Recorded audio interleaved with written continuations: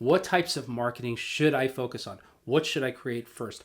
Where should I start? Well, let's start with what not to do. What not to do as your first steps is to start writing clever slogans and taglines.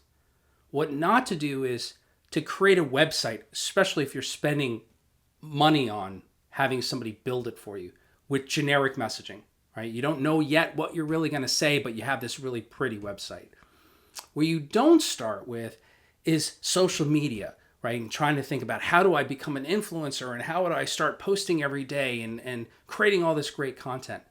Where you don't start is generic ads, right? Where generic kind of, you can have pay-per-click ads or different types of YouTube video ads that are out there.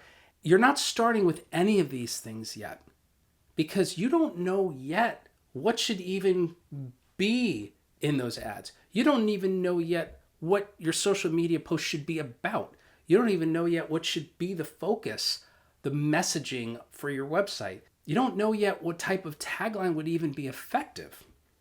Where you do want to start is with thinking, right? What kind of thinking?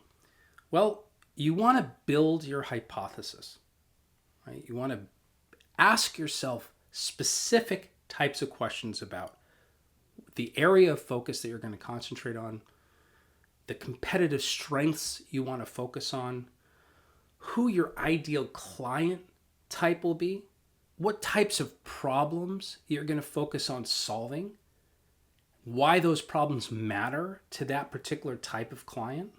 You also want to have conversations, right? So if you have, let's say you're in a situation where you've been in business for a year or two, you have a client base, but you're stuck at a plateau. You want to reach out to your best clients and you want to have conversations with them. What is it in particular that they find most valuable about what you do? What is it in particular maybe that hasn't been as helpful? Where could you improve on your business?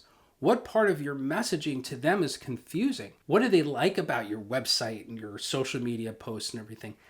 Find out from your ideal clients that you already have. Now, let's say you're in a situation where you're just starting from scratch.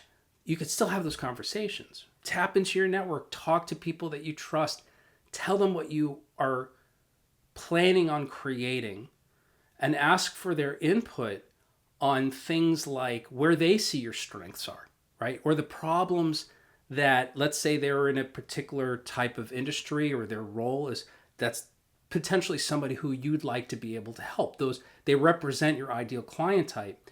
Ask them how they see the problems that they're facing.